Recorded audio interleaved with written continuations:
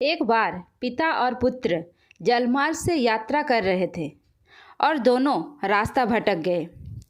फिर उनकी नौका भी उन्हें ऐसी जगह ले गई जहाँ दो टापू आसपास थे और फिर वहाँ पहुंचकर उनकी नौका टूट गई।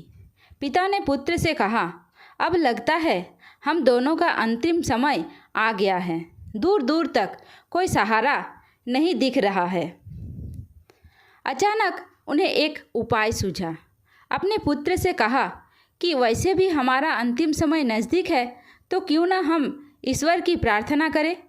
उन्होंने दोनों टापू आपस में बांट लिए, एक पर पिता और एक पर पुत्र, और दोनों अलग अलग ईश्वर की प्रार्थना करने लगे। पुत्र ने ईश्वर से कहा, हे भगवान, इस टापू पर पेड़ पौधे उग जाए जिसके फल फूल से हम अपनी भूख मिटा सके। प्रार्थना सुनी गई।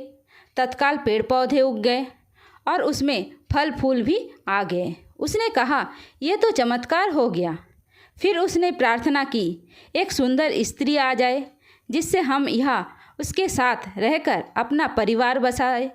तत्काल एक सुंदर स्त्री प्रकट हो गई। अब उसने सोचा कि मेरी हर प्रार्थना सुनी जा रही है, तो क्यों ना हम ईश्वर से यहाँ से बाहर निकलने का रास्ता मांगे। उसने ऐसा ही किया।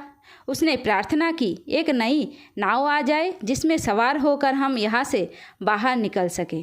तत्काल नाव प्रकट हुई और पुत्र उसमें सवार होकर बाहर निकलने लगा। तभी एक आकाशवाणी हुई, बेटा तुम अकेले जा रहे हो, अपने पिता को साथ नहीं लोगे। तो पुत्र ने कहा, उनको छोड़ो, प्रार्थना तो उन्होंने भी की, लेकिन आपने उनकी एक भी नहीं सुनी।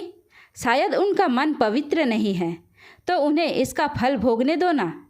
आकाशवाणी कहती है, बेटा क्या तुम्हें पता है कि तुम्हारे पिता ने क्या प्रार्थना की। पुत्र बोला, नहीं। तो सुनो, तुम्हारे पिता ने एक ही प्रार्थना की है, हे भगवान, मेरा बेटा आपसे जो मांगे उसे दे देना।